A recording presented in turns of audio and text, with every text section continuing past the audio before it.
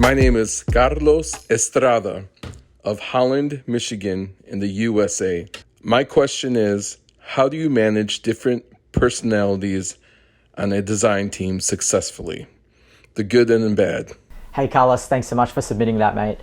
How do I manage different personalities in a design team successfully? First and foremost is you have to know your people.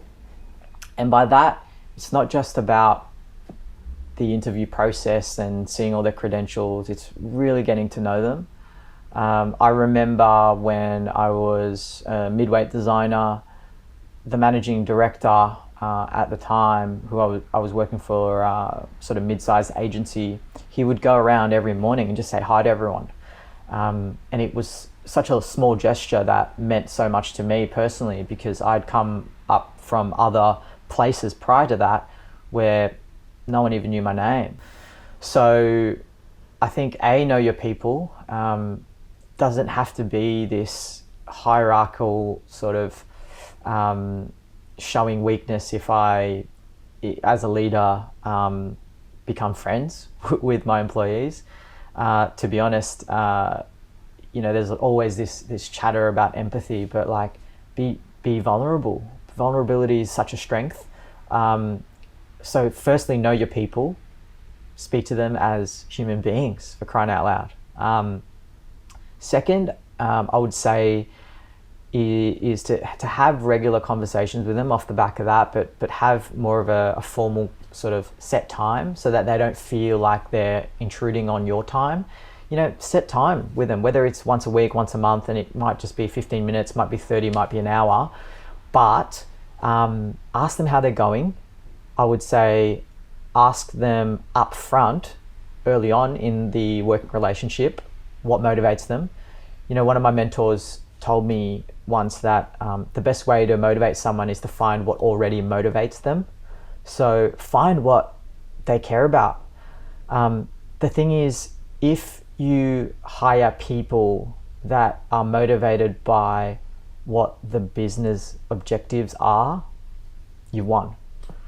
It's always tricky when there's friction because the business has the business has a set of goals and business objectives, but they've hired someone or a group of people that aren't even motivated by that type of work or by those milestones, or they're not even buying into the vision and the mission of the business. There are some tips that I would give there around managing different personalities.